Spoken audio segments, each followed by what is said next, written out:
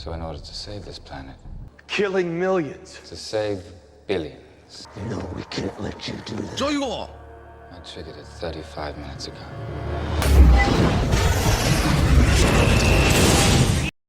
(2.1) 인구가 현 상태로 유지되기 위해 필요한 출산율이야.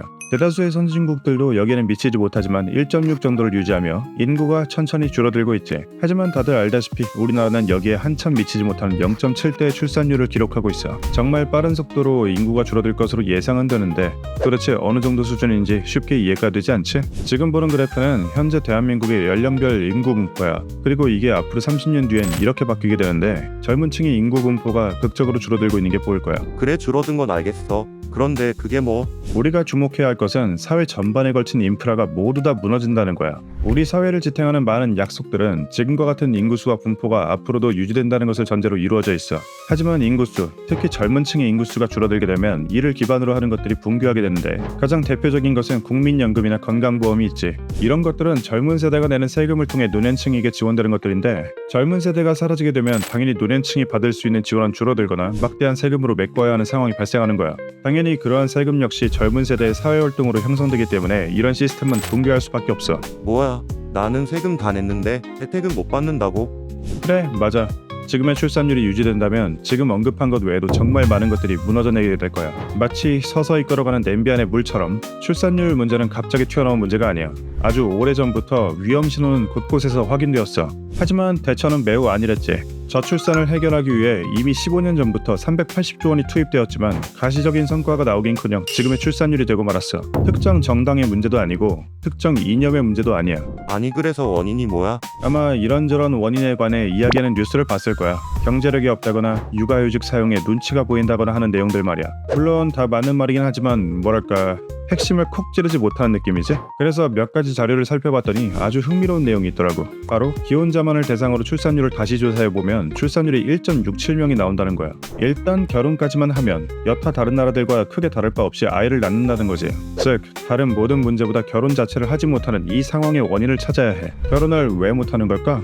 결혼에 돈이 얼마나 드는지 알아? 먹고 죽을래도 돈이 없으니까 못하지. 맞아.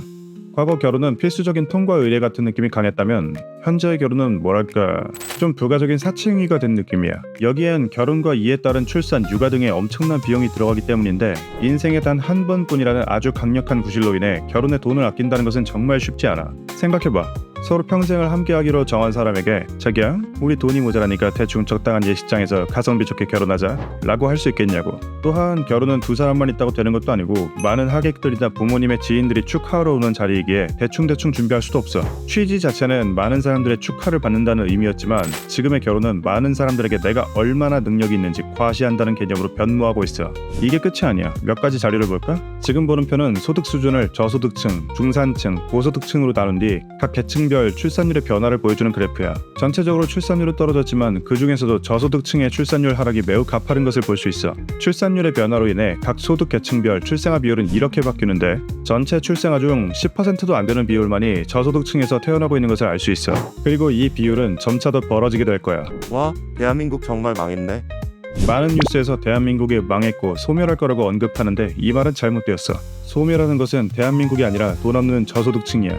조금 더 극단적으로 말하면 저소득층에 대한 경제적 거세가 이루어지고 있는 것과 같은 상황이지. 총 칼 들고 사람을 죽이지 않았을 뿐 저소득층의 인구가 극단적으로 줄어들 것이라는 점에서는 사실 직접 죽인 것과 다르지 않은 결과가 일어날 거야. 일부 전문가들은 젊은 세대가 아이를 더 안 낳아야 기득권자들이 사태의 심각성을 파악할 거라고 말해. 하지만 난 이것도 다소 잘못된 이야기라고 봐. 기득권자들은 젊은 세대가 아이를 더 낳지 않아도 심각하게 생각하지 않을 거야. 왜냐하면 젊은 세대의 노동력은 이미 대체되기 시작했거든. 음식점의 요리사는 로봇으로 대체되기 시작했고 카운터를 보는 점원은 키오스크로, 화물차 운전자는 자율주행 AI로, 프로그래머는 코딩 AI로, 심지어 인간의 고유한 영역이라고 간주되던 그림, 음악, 영상 제작마저 AI로 빠르게 대체될 것으로 예상되고 있어. 이런 상황에서 기초 노동력을 공급하던 저소득층의 소멸이 기득권에게 어떤 충격을 줄 수 있지? 그들이 노후에 연금 몇 푼 못 받는 것에 신경이라도 쓸까? 올라간 의료비에 콧방귀라도 낄까? 아니, 그럼 뭐 어쩌란 거야?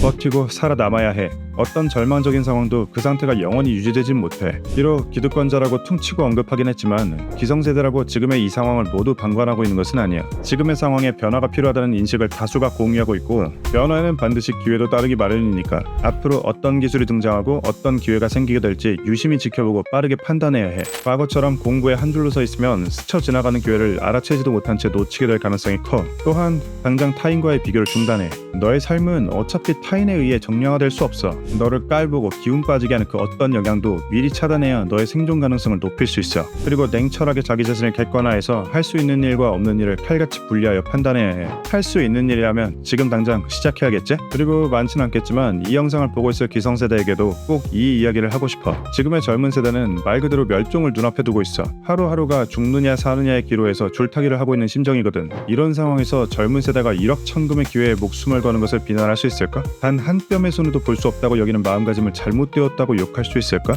물론 범죄는 단죄되어야 하고 올바른 사고방식을 지키기 위해 각자가 노력해야겠지만 그들의 삶에 어떤 어려움이 있는지 한 발짝 더 다가가 헤아려 줬으면 해. 안 그래도 서러운데 MG로 싸잡아 욕하는 것만큼은 좀 자제해줬으면 하는 거야.